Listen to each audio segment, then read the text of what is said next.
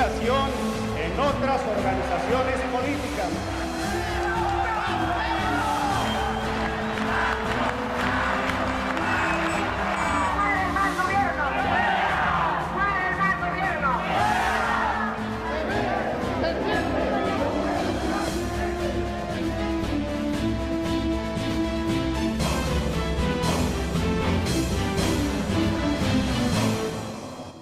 Las elecciones presidenciales de 1988 fueron altamente competitivas y reflejaron el nuevo pluralismo, así como las dificultades del PRI para mantener el monopolio de la representación nacional.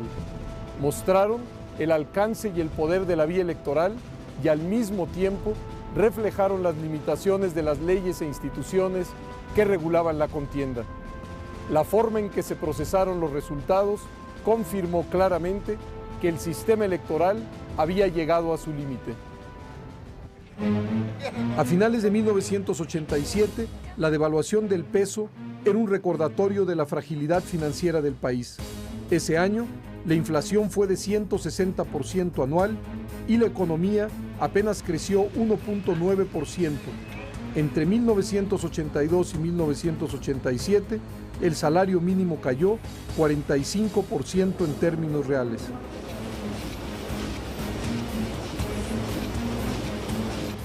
Lo que pasó es que México ya estaba en una especie de inflación inercial que no se iba a eliminar simplemente por una reducción del déficit y que estaba alimentada también por algunas de las medidas que eran típicas del proceso de ajuste, como la devaluación, el ajuste de precios de los bienes públicos. Esto creaba una cierta inercia inflacionaria. Se ha centrado en la crisis económica que padecemos. Entre tanto, la situación política mostraba un rostro ambivalente y contradictorio. Por un lado, la pluralidad se abría paso. Los partidos opositores crecían y maduraban al cobijo de la ley electoral de 1977 y nuevas fuerzas sociales emergían al calor de la crisis y del terremoto de 1985.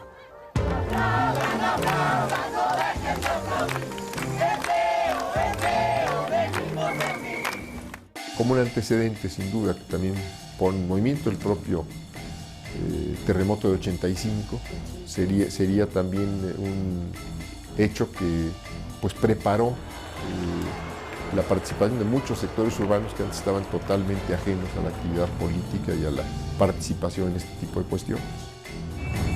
Por otro lado, los crecientes conflictos postelectorales mostraban vacíos legales, riesgos de retroceso e incluso la posibilidad de la violencia. La reforma política de 1977 se estaba agotando y debía ajustarse al nuevo escenario político, social y electoral. En junio de 1986, el presidente Miguel de la Madrid convocó a todas las fuerzas políticas a proponer y discutir ideas sobre dos temas: la renovación política electoral y la participación ciudadana en el Distrito Federal. La democratización integral de la sociedad es principio básico de mi programa de gobierno. Con fecha 17 de junio pasado, expedí un acuerdo para que la Secretaría de Gobernación convocara a los partidos políticos, a las asociaciones políticas nacionales, a las organizaciones sociales, a las instituciones académicas y a los ciudadanos en general a participar en audiencias públicas de consulta sobre la renovación política electoral y la participación ciudadana en el gobierno del Distrito Federal.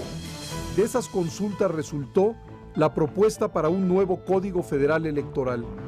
En el Congreso, la oposición se unió para presentar una contrapropuesta, pero las modificaciones sugeridas por la oposición no fueron avaladas por el PRI, que con su mayoría aprobó las nuevas normas electorales. Las elecciones presidenciales de 1988 serían organizadas conforme al nuevo marco legal. Se duplicó el número de diputados de representación proporcional de 100 a 200, se amplió a 500 el colegio electoral que calificaría la elección, se estableció la renovación por mitades cada 3 años del Senado de la República, se reconstituyó la autoridad electoral, la Comisión Federal, se revisaron reglas de procedimiento y del registro de electores, se replanteó la calificación de las elecciones en un sistema mixto con el Tribunal de lo Contencioso Electoral y todavía la existencia de los colegios electorales. Y el aporte de la reforma del 86 fue que se creó la Asamblea de Representantes como el primer órgano de representación política de los ciudadanos del Distrito Federal. Una de las principales características de la reforma de 1986 y que tendría mayor relevancia en el futuro fue que estableció la posibilidad de la candidatura común, una especie de vía rápida para las alianzas electorales. Más allá de la figura de la coalición, se habló del candidato común. Se decía, palabras más, palabras menos, 2 o más partidos políticos sin mediar coalición podrán postular un candidato común requiriéndose para ello tan solo la aprobación del candidato. A esos cambios de 1986 en la legislación electoral se agregó otro que abrió a los municipios a la representación plural. Y ese movimiento, digamos, doble, la reforma que impulsa López Portillo, la que impulsa de la Madrid, para darle representación proporcional a los partidos minoritarios en el espacio de los 2000 y pico municipios que hay en el país, produce la posibilidad de construir una clase política para la transición. La reforma electoral de 1986 presentó también aspectos regresivos. Modifican la fórmula de integración del Congreso para garantizar que el PRI tenga mayoría absoluta en la Cámara de Diputados, sobre todo en la Cámara Baja, que es la que más peligraba, independientemente de la votación que tuviera el PRI. Es decir, que el PRI no perdiera la hegemonía ni en la Cámara de Diputados, con una mayoría absoluta, y también que no perdiera el control de la autoridad electoral. La integración de la Comisión Federal Electoral le garantizaba al partido en el poder el control de este órgano y dejaba en manos del Poder Ejecutivo la preparación, desarrollo y vigilancia de los procesos electorales. Nos opusimos a la reforma de 86, porque esa fue la peor reforma de todas. Y hay una reforma que entregó el control de las elecciones no al gobierno, sino al Partido Revolución Institucional. La Comisión Federal Electoral quedó integrada por el secretario de Gobernación, que la presidía, un representante del Senado y otro de los diputados, más los representantes de los partidos políticos de acuerdo con los porcentajes de votos obtenidos. Lo que surge es una Comisión Federal Electoral en donde el PRI tenía mayoría de votos por sí mismo. De 31 miembros de esa comisión, que teníamos derecho a voz y voto, el PRI tenía 16 de manera directa. O sea que ni votando Bartlett con nosotros le ganábamos al PRI. Otras características de la reforma de 1986 que se criticaron fueron: los colegios electorales integrados por diputados y senadores electos ahora calificarían tanto su propia elección como la del presidente. La supresión del registro condicionado, con lo que se cerró a las fuerzas políticas la principal puerta de entrada al sistema electoral de entonces. Se desechó cualquier injerencia de la Suprema Corte de Justicia de la Nación en asuntos electorales. Con esas nuevas reglas se llevaría a cabo la elección presidencial de 1988, pero antes, sin embargo, el PRI sufrió una fuerte escisión que vino a modificar de manera radical el escenario electoral.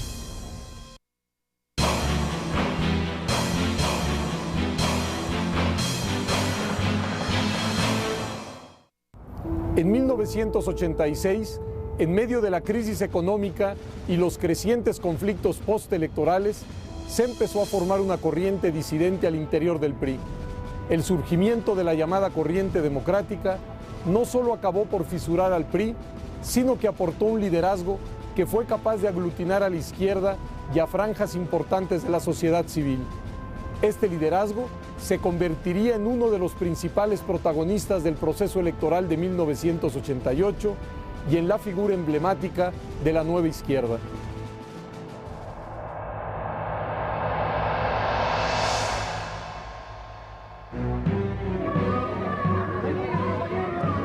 En su inicio, la corriente democrática tuvo que ver con los problemas internos del PRI. Una indiscreción hizo pública su existencia el 14 de agosto de 1986 en una nota periodística del 1+1. Manuel Becerra Costa, director de ese periódico, se había reunido a comer en la víspera con Porfirio Muñoz Ledo. Yo fui llamado por el director a esa reunión en la cual Porfirio comenzó a hablar de la necesidad de un cambio dentro del Partido Revolucionario Institucional, la necesidad de democratizarlo, de abrir más canales de expresión a priistas olvidados. Salí, me puse a teclear, regreso con la nota, Manuel le da una leída, le hace unas cuantas correcciones y al día siguiente, hace ya 18 años de esto, 14 de agosto de 1986, la nota sale publicada en la parte central del diario. Nosotros salimos a la luz pública de modo un poco accidental, nos habíamos reunido en casa de la doctora Efigenia Martínez, fue, digamos, la reunión preparatoria de personas que estábamos con las mismas ideas. Y bueno, se siguieron haciendo encuentros y bueno, ya sabes cómo es el país y cómo son los sistemas de inteligencia. A la segunda reunión ya lo sabía medio México. Entonces los periodistas empezaron a interrogar y yo tomé la decisión de una vez de abrir. Bueno, yo me enteré por una entrevista que le concedió Muñoz Ledo al periódico 1+1. La ratifiqué mediante las investigaciones idóneas y vi pues que era un reto para el PRI. La verdad es que ese grupo no se sentía cercano a mí y no estaba de acuerdo con la política económica que yo seguía. Bueno, así las cosas, fue creciendo hasta que Cuauhtémoc Cárdenas y Muñoz Ledo se separaron del PRI. Yo lo atribuyo a las medidas tan severas que tuve que tomar ante la crisis económica. La corriente democrática era encabezada por el entonces gobernador de Michoacán, Cuauhtémoc Cárdenas, el 2 veces secretario de Estado Porfirio Muñoz Ledo y el ex líder del Congreso, Rodolfo González Guevara.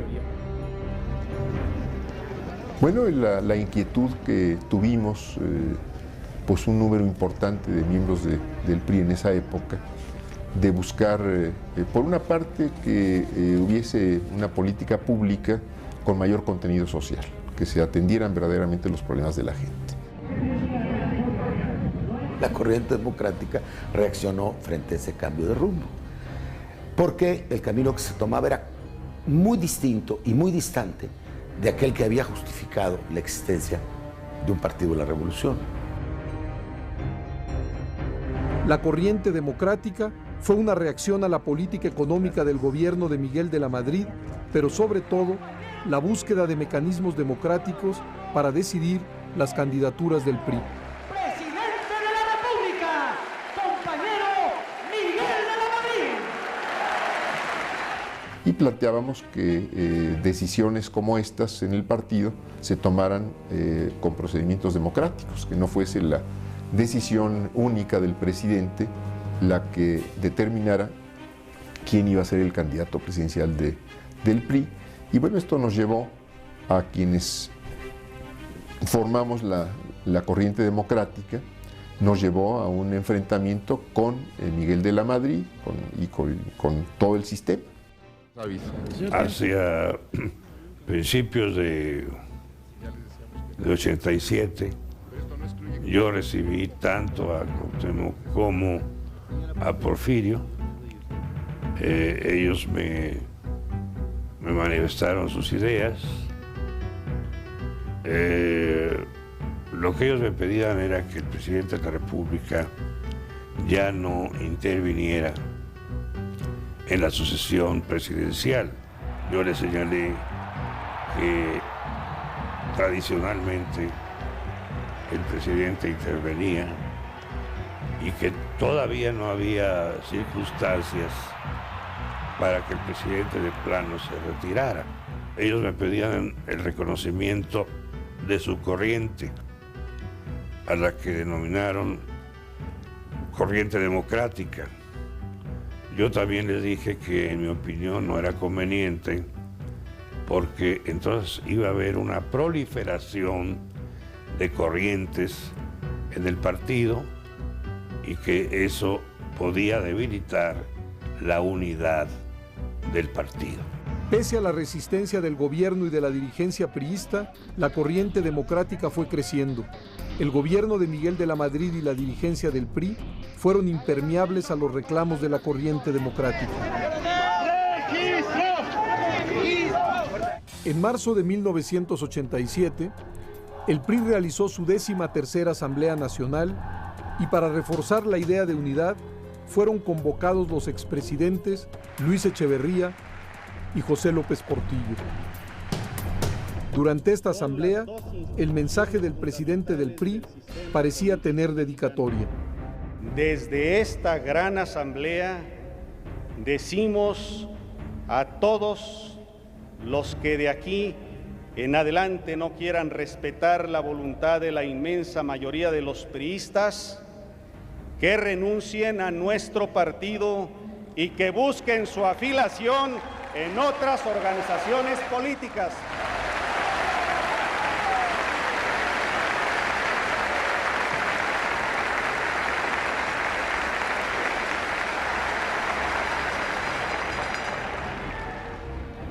En el PRI no tendrán cabida ni la quinta columna ni los caballos de Troya. Caballos de Troya, ¿qué quiere decir? Enemigos que se meten en una plaza. Nosotros no somos los enemigos, tenemos una gran lealtad al partido. Los enemigos son otros, los prevaricadores, los corruptos, los que han abandonado el curso de la revolución. Nos echaron toda la caballería, como se dice habitualmente. Entonces yo todavía traté de salvar la situación. Digo, no, si no se refirió a nosotros. Mire, estos adjetivos no nos caben, no es un saco que me voy a poner. Y esto nos llevó a un choque que se dio primero en la 13 Asamblea Nacional del Partido, que fue en marzo del 87, y después cuando se decidió la candidatura presidencial, que se hizo pues, por la decisión única de Miguel de la Madrid en ese momento, y nos llevó al rompimiento con el partido y a buscar la democratización del país por vías distintas a las que pudieran haberse dado en una lucha interna. El gobierno y la cúpula del PRI desestimaron la importancia de este rompimiento.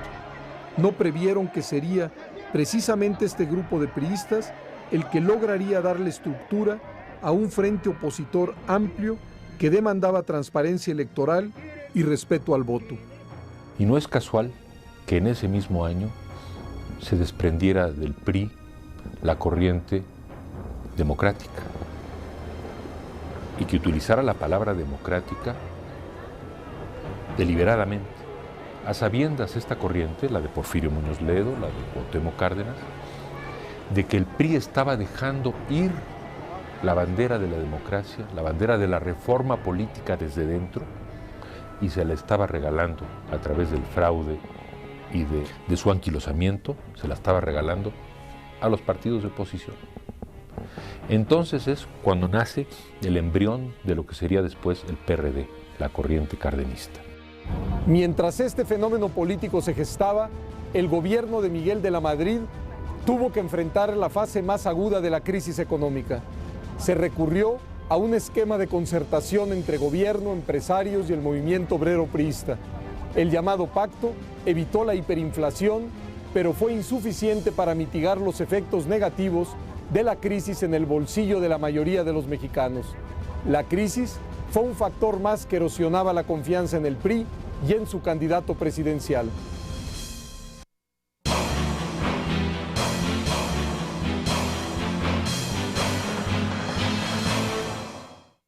Para el gobierno de Miguel de la Madrid, el país vivía una crisis estructural de su economía. Era preciso un cambio. En 1987 y 1988, se presentó una situación compleja para el gobierno. Debía contener la inflación, volver a inyectar medidas antipopulares y al mismo tiempo intentar ganar una elección presidencial justo en el momento que las oposiciones de izquierda y derecha eran más poderosas que nunca. La economía restringía los márgenes de maniobra en un momento de creciente competencia política.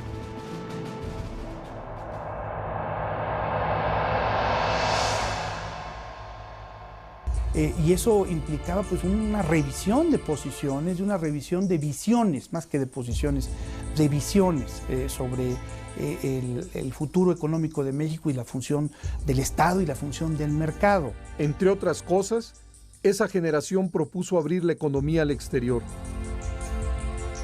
Y la economía se fue abriendo con la expectativa de beneficiarse de los flujos del comercio mundial.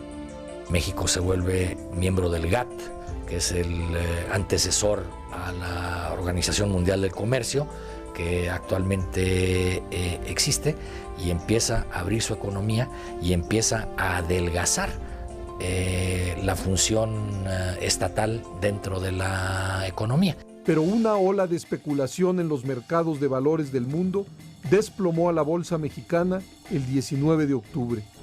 Aquel lunes negro, el mercado de valores del país cayó poco más de 16%.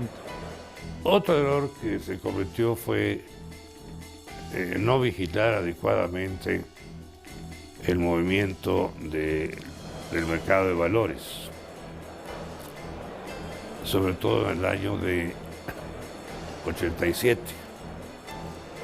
Entonces el mercado de valores se infló excesivamente y cuando llega el crack de la Bolsa de Valores de Nueva York y de otras bolsas del mundo, pues viene en México el pánico que nos causó otro descalabro, devaluaciones, fugas de capitales, inquietud social. Y gracias al Pacto de Solidaridad Económica pudimos componer la situación. Ante el desplome bursátil y la amortización de deuda externa privada, el Banco de México decidió retirarse del mercado cambiario. En un solo día, el tipo de cambio libre bancario se depreció 32.8% para alcanzar una cotización de 2.250 pesos por dólar. El país corría el peligro de entrar en la hiperinflación. El gobierno buscaba alguna fórmula para controlar la inflación. El líder obrero de la CTM del PRI, Fidel Velázquez, emplazaba a una huelga general.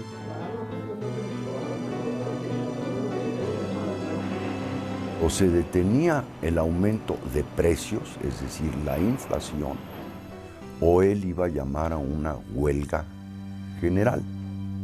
Don Arsenio, en ese momento, y teniendo la huelga, los prolegómenos de un posible estallamiento de una huelga nacional, pues estábamos muy preocupados. Y entonces ahí don Arsenio nos dijo, a ver Pedro, vamos a empezar a hablar con cada uno de los sectores y vamos a empezar a irlos a ver, pero los tenemos que ir a ver con un plan. Y elaboramos un plan, 4 cuartillas, y dijo, bueno, vamos a ver al presidente de la República. Y lo planteamos así. Decimos, señor presidente, tenemos una credibilidad muy baja por X o Y razones, muchas de ellas muy justas, habíamos perdido la credibilidad, y la única manera de recuperarla es mediante un acuerdo. Se juntaron en la Secretaría del Trabajo. Ese mismo día. Yo había hablado con todos los líderes con los que tenía yo mucha relación, con don Napoleón Gómezada, del Sindicato de Mineros, y me dijo, yo sí jalo. Con Peralta, del Sindicato de Ferrocarrileros, me dijo, yo sí jalo. Entonces firmaron Mineros y Ferrocarrileros. Y entonces don Fidel dijo, bueno, pues ya firmaron los compañeros, firma también la CTM. Bueno, ya firmaron todo. Pero nos puso una condición, ¿se acuerda? Dijo, quiero saber a qué se va a comprometer el sector privado en los aumentos de precios. Me dijo, porque yo no les confío. Y entonces nos fuimos a ver al sector privado. Entonces, el sector privado fue convocado por don Arsenio también ahí en la Secretaría del Trabajo. Y ahí fue donde se nos armó el lío y nos quedamos hasta las 2, 3 de la mañana porque no querían firmar. Y nosotros lo que queríamos era que pudieran firmar por 6 meses. Y alguien de una forma un poco grosero dijo, ahí hasta te creo a ti por 30 días. Y entonces regresamos con el presidente. Había sido la 1 o 2 de la mañana. Nos volvió a recibir. Digo, pues señor presidente, la gente de los distintos sectores, el sector campesino, el sector obrero y el sector privado están dispuestos a firmar el día de mañana aquí en Los Pinos un pacto.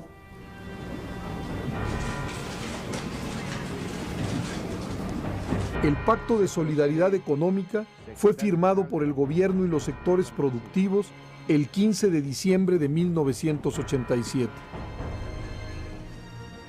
El gobierno se había comprometido a 2 cosas.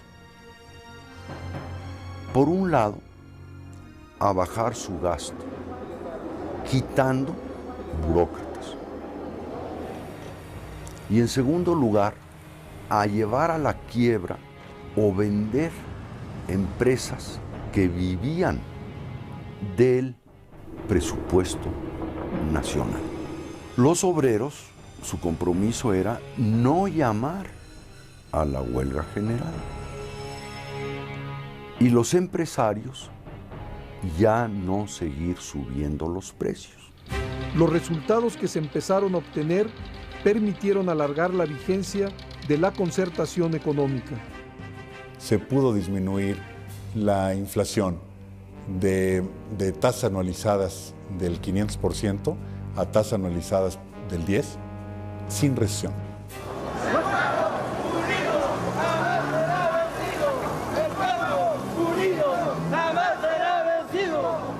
El impacto de la crisis económica en los bolsillos de las familias de las clases medias y populares generó una ola de reacciones en contra de las medidas que promovía el gobierno.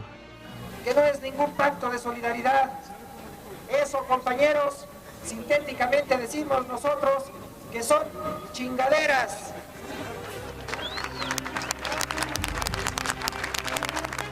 El movimiento antipacto se había mezclado con la movilización política electoral y con la campaña presidencial del cardenismo. Se había conformado una fuerza electoral desconocida para los partidos tradicionales de la izquierda, para el PRI, para el gobierno y para el país. Asamblea de Barrios hace patente su inconformidad.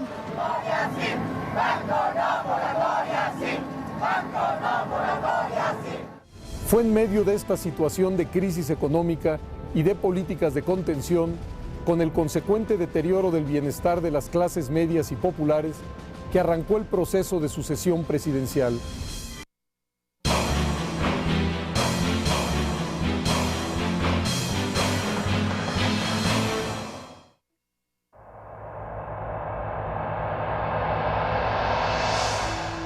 Las elecciones de 1988 se convirtieron en las más competidas hasta entonces y fueron un punto de inflexión en la historia política del país. Por un lado, la izquierda movilizada y por el otro, el PAN. Ambos interesados en la defensa del voto, estaban por demostrar dramáticamente en las elecciones de 1988 que el sistema electoral había llegado al límite. Recordemos quiénes eran los candidatos contendientes en la elección presidencial de 1988.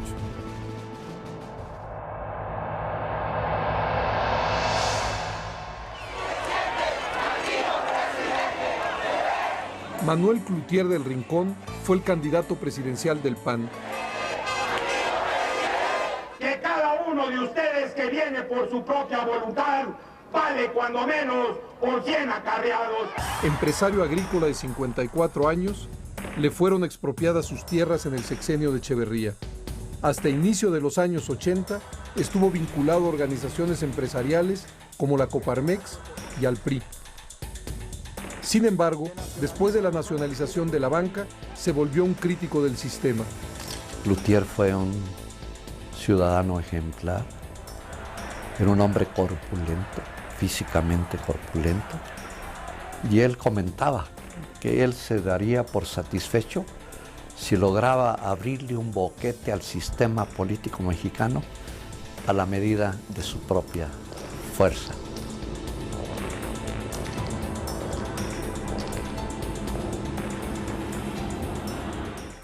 Impulsado por el conflicto electoral de Chihuahua y su derrota en los comicios por el gobierno de Sinaloa en 1986, Cloutier decidió en 1987 buscar la candidatura presidencial panista. La democracia que tanto anhelamos. La primera elección, mi padre la pierde en casa. Cuando somete a votación la idea de contender por la candidatura presidencial, en casa se da una elección interna en donde mi padre pierde 6-4. Las 6 mujeres estuvieron en contra, los 4 hombres a favor y mi madre se abstuvo. Y las mujeres no solamente nos opusimos, sino salimos a trabajar para conseguir su no. Una se fue a ver a Monseñor Alamilla, otra se fue a ver a Luis Felipe Bravo, otra se fue a ver a unos amigos de él, empresarios en otras partes de la República, y total nos empezamos a mover para configurar el no. Cloutier logró la nominación en la Asamblea Nacional del PAN de 1987.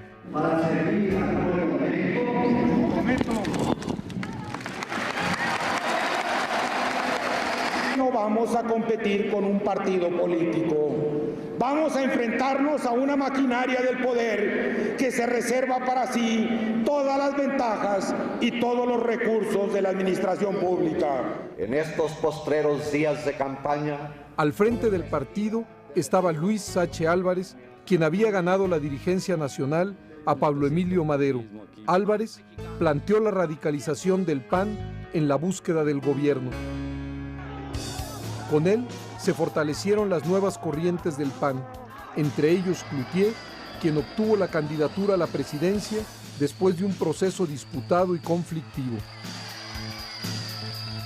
Yo en lo personal creo que me ganó, y además eso fue un reconocimiento que hice públicamente, pero lamentablemente sí se manchó un tanto la elección.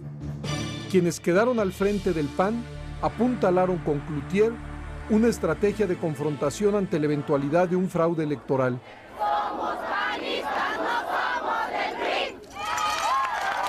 PRI. El candidato presidencial panista subrayó la idea de que solo con la democratización el país podría solucionar sus problemas políticos y económicos.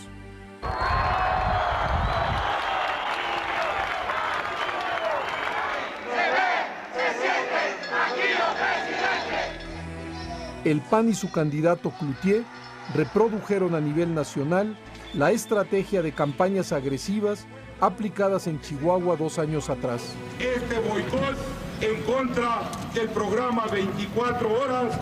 ¡Jacobo, vendido! ¡El pueblo está ofendido! ¡Jacobo, vendido! ¡El pueblo está ofendido!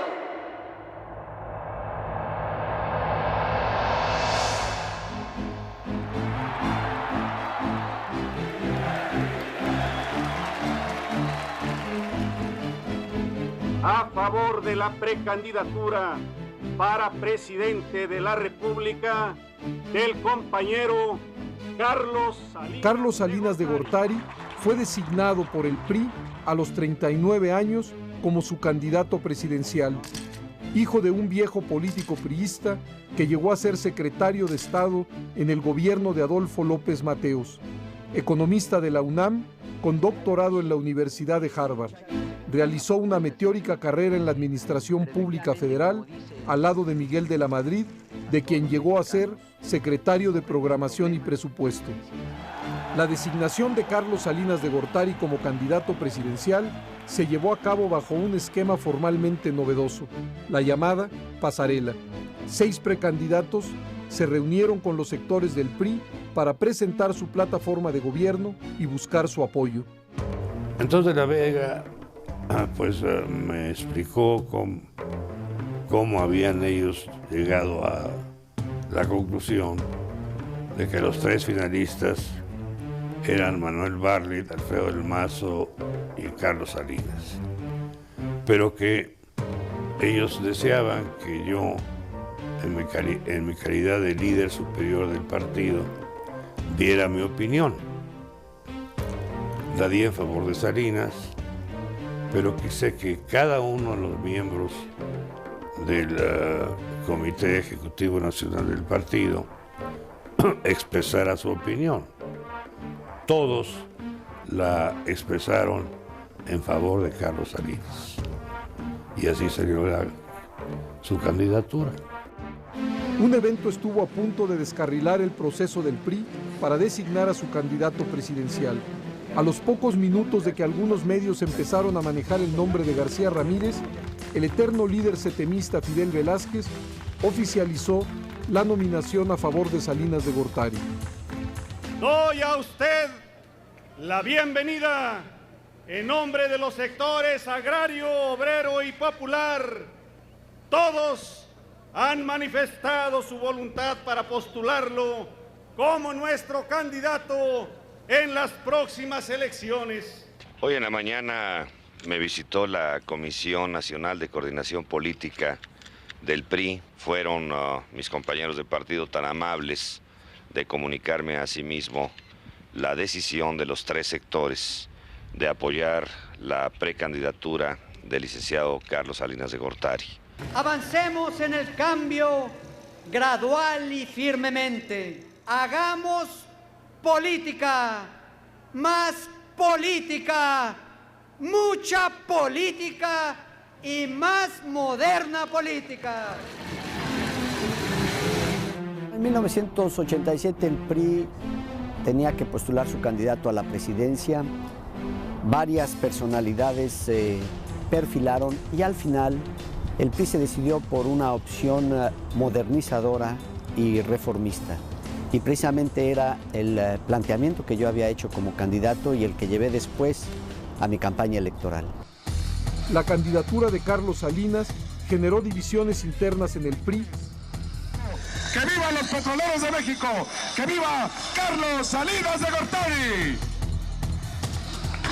Venimos los petroleros de todo el país, señor precandidato licenciado Carlos Salinas de Gortari, para decirle que los trabajadores del Sindicato Petrolero Revolucionario de la República Mexicana, recios pero francos, no le podemos decir que somos los primeros en su precandidatura, ni que desde mucho antes éramos sus partidarios, porque a nosotros nos conducen los programas de trabajo, la institucionalidad.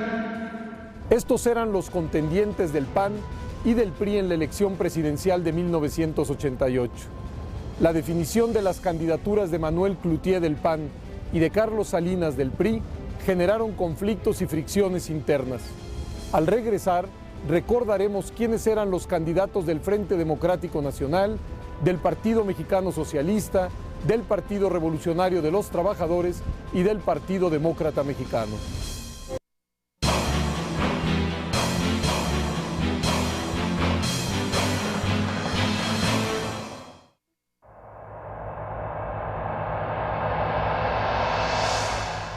En las elecciones de 1988 participaron al inicio otros 4 candidatos: Cuauhtémoc Cárdenas del Frente Democrático Nacional, Eberto Castillo del Partido Mexicano Socialista, Rosario Ibarra del Partido Revolucionario de los Trabajadores y Gumersindo Magaña del Partido Demócrata Mexicano.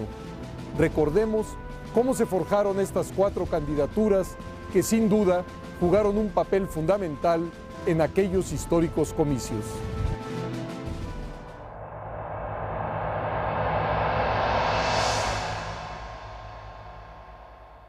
Es una candidatura que acepto. Cuauhtémoc Cárdenas Solórzano se convirtió a los 53 años en el candidato presidencial del Frente Democrático Nacional, que aglutinó a diversas fuerzas de la izquierda. Hijo del expresidente Lázaro Cárdenas del Río. El candidato Cuauhtémoc Cárdenas pues venía de un desprendimiento del PRI. Había sido gobernador de Michoacán, había sido un priista, venía con Porfirio Muñoz Ledo, asociado íntimamente al PRI también.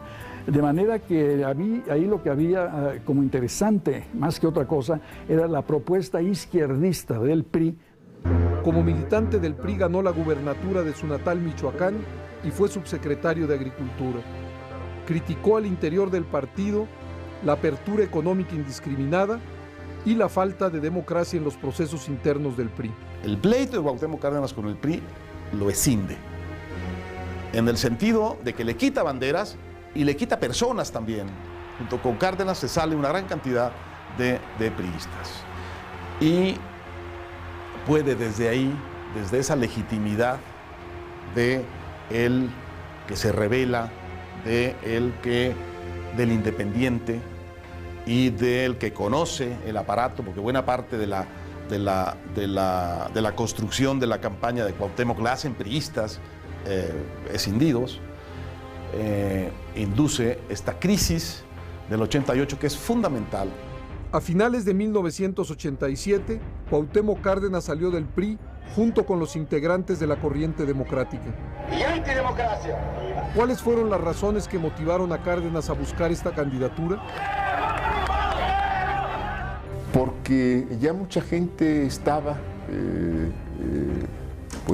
cansada, harta de la corrupción, de políticas públicas que no atendían las necesidades populares, de funcionarios que no respondían a las demandas de la gente, y desde luego el deseo de democratizar la vida del país. Acepto la candidatura del Partido Auténtico de la Revolución Mexicana. Cuauhtémoc Cárdenas aceptó el miércoles 14 de octubre la candidatura del PARMA a la presidencia. Aprovechando la figura de la candidatura común recientemente aprobada, el PPS y el Partido del Frente Cardenista de Reconstrucción Nacional, que anteriormente era el PST, también nominaron a Cárdenas como su candidato presidencial. La candidatura del señor ingeniero Cuauhtémoc Cárdenas Solórzano. Hemos logrado la adhesión de grupos que estaban militando en el partido oficial. Se han adherido a algunos grupos que estaban militando en organizaciones que no están entre las que forman el Frente Democrático.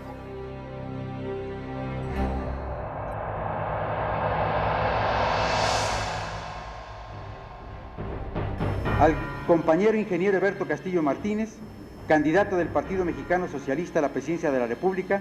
Por su parte, la izquierda, recién unificada en el Partido Mexicano Socialista, había postulado al ingeniero Eberto Castillo Martínez, ganador de una contienda interna. Eberto Castillo nació en 1928 en la ciudad de Izhuatlán de Madero, Veracruz. Como ingeniero, fue inventor de uno de los sistemas más efectivos de construcción, la tridilosa. Participó activamente en el movimiento estudiantil de 1968. En 1969 fue apresado, pasó 2 años como preso político en Lecumberri y a su salida de la cárcel formó el Partido Mexicano de los Trabajadores. México y los mexicanos no aceptamos, no podemos hacerlo, seguir sumidos en la crisis, en la parálisis productiva, la especulación desenfrenada, el saqueo de nuestros recursos naturales, la entrega de las empresas del pueblo al extranjero como pago de la deuda. Pero en el transcurso de las campañas políticas de ambos candidatos, se empezó a hablar de una candidatura común desde la izquierda. Finalmente, el ingeniero Eberto Castillo tomó una importante decisión. Que en mayo de aquel año renuncia a su candidatura y se adhiere, tanto él como el partido, a la candidatura de Cárdenas. Puso por encima de cualquier cosa el interés colectivo. Y en este caso sabía que había un gran movimiento popular que se había conformado con el ingeniero Cuauhtémoc Cárdenas y que por lo tanto su aportación tenía que ser en ese sentido. Cuauhtémoc Cárdenas se convirtió así en el candidato presidencial de un amplio frente de la izquierda que fue denominado Frente Democrático Nacional y que representó para el PRI el reto electoral más importante de su historia. Que hace falta que los beneficios del trabajo... Esa fue mi idea, una especie de frente permanente de partidos que pudo haber evolucionado con el tiempo. ¿Por qué los pequeños partidos se unieron a nosotros?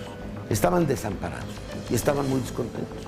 Entonces encontraron la manera de volver a crecer, como ocurrió, multiplicaron sus votos enormemente por eso.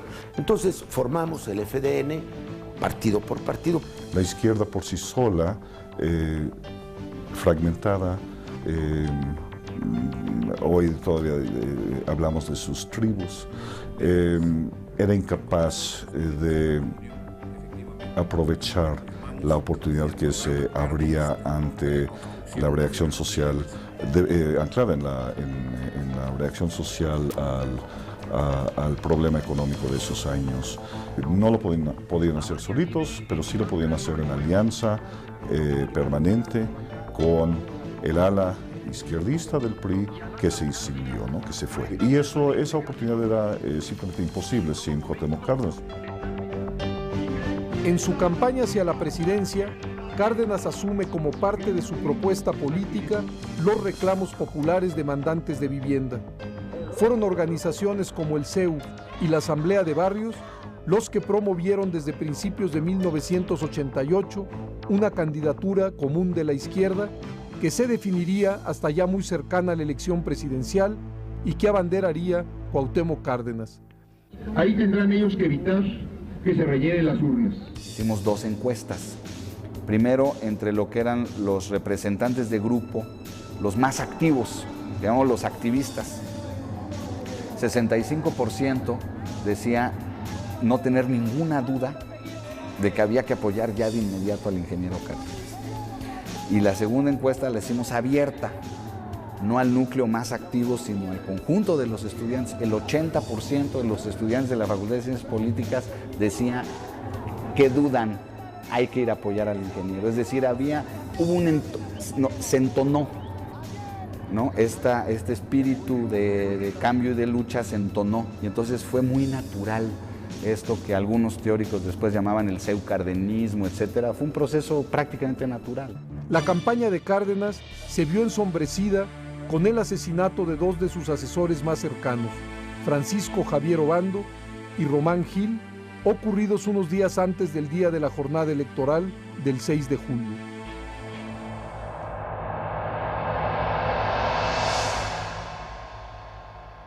El cuadro de candidatos presidenciales en la histórica elección del 6 de julio de 1988 lo completaron 2 opciones. ¡Fuera el mal gobierno!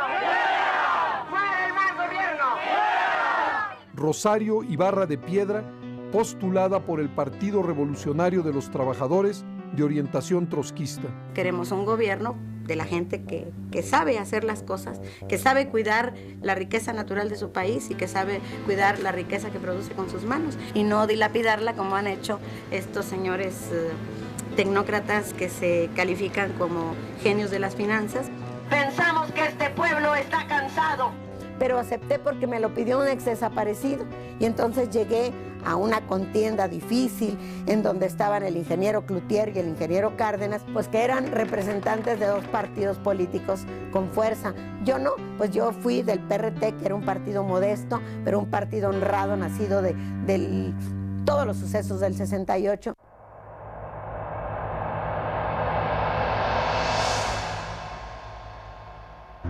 Y que si acaso el pueblo va a votar, votará en contra del partido del gobierno.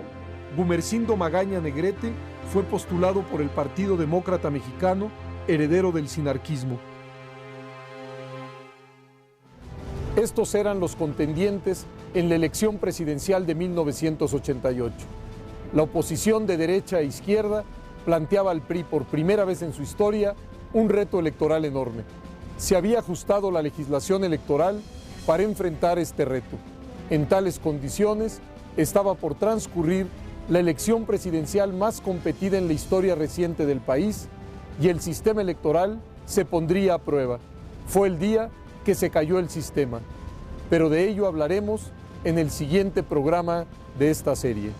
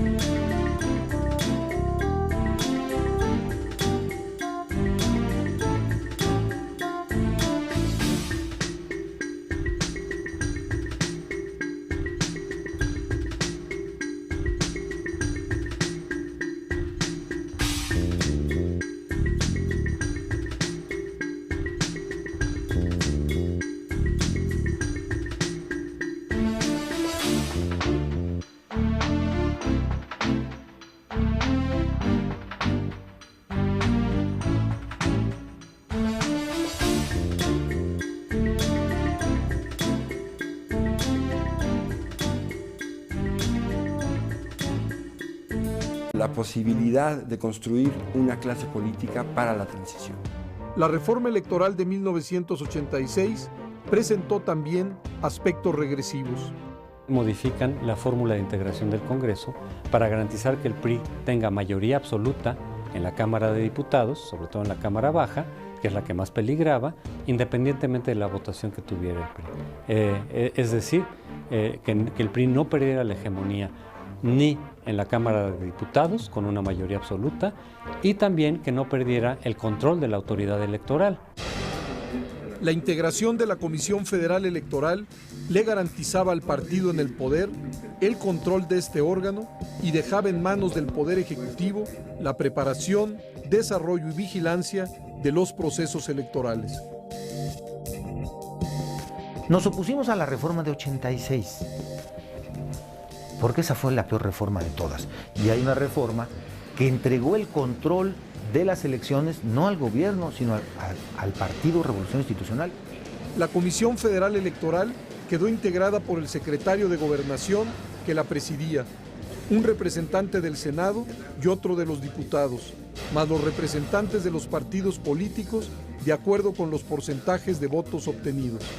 Lo que surge es una Comisión Federal Electoral en donde el PRI tenía mayoría de votos por sí mismo. De 31 miembros de esa comisión, que teníamos derecho a voz y voto, el PRI tenía 16 de manera directa. O sea que ni votando Bartlett con nosotros le ganábamos al PRI. Cada 3 años del Senado de la República se reconstituyó la autoridad electoral, la Comisión Federal, se revisaron reglas de procedimiento y del registro de electores, se replanteó la calificación de las elecciones en un sistema mixto con el Tribunal de lo Contencioso Electoral y todavía la existencia de los colegios electorales. Y el aporte de la reforma del 86 fue que se creó la Asamblea de Representantes como el primer órgano de representación política de los ciudadanos del Distrito Federal. Una de las principales características de la reforma de 1986 y que tendría mayor relevancia en el futuro fue que estableció la posibilidad de la candidatura común, una especie de vía rápida para las alianzas electorales. Más allá de la figura de la coalición, se habló del candidato común. Se decía, palabras más, palabras menos, 2 o más partidos políticos sin mediar coalición podrán postular un candidato común requiriéndose para ello tan solo la aprobación del candidato. A esos cambios de 1986 en la legislación electoral se agregó otro que abrió a los municipios a la representación plural. Y ese movimiento, digamos, doble, la reforma que impulsa López Portillo, la que impulsa de la Madrid, para darle representación proporcional a los partidos minoritarios en el espacio de los 2000 y pico municipios que hay en el país, produce... Vamos a enfrentarnos a una maquinaria del poder. Salimos a la luz pública.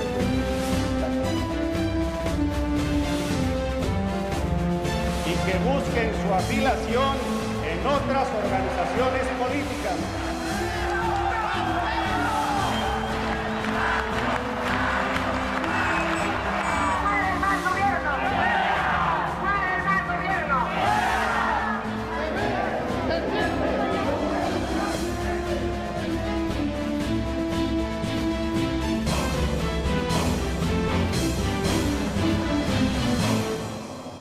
Las elecciones presidenciales de 1988 fueron altamente competitivas y reflejaron el nuevo pluralismo, así como las dificultades del PRI para mantener el monopolio de la representación nacional.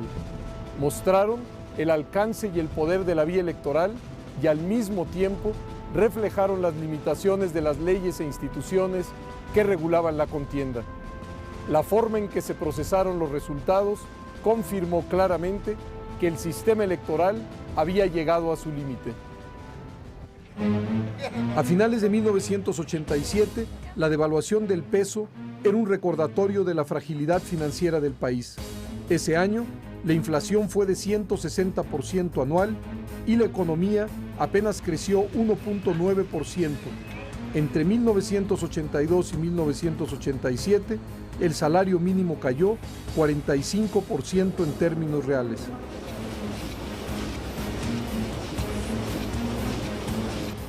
Lo que pasó es que México ya estaba en una especie de inflación inercial que no se iba a eliminar simplemente por una reducción del déficit y que estaba alimentada también por algunas de las medidas que eran típicas del proceso de ajuste, como la devaluación, el ajuste de precios de los bienes públicos. Esto creaba una cierta inercia inflacionaria. Se ha centrado en la crisis económica que padecemos. Entre tanto, la situación política mostraba un rostro ambivalente y contradictorio. Por un lado, la pluralidad se abría paso, los partidos opositores crecían y maduraban al cobijo de la ley electoral de 1977 y nuevas fuerzas sociales emergían al calor de la crisis y del terremoto de 1985.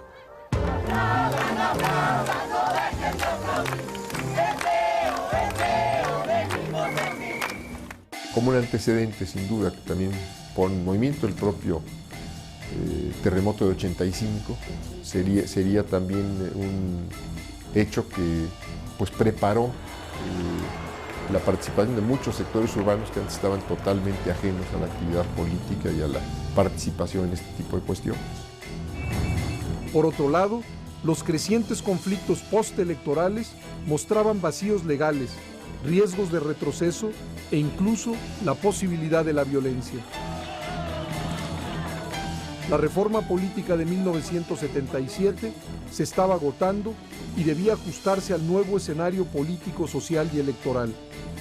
En junio de 1986, el presidente Miguel de la Madrid convocó a todas las fuerzas políticas a proponer y discutir ideas sobre dos temas: la renovación política electoral y la participación ciudadana en el Distrito Federal.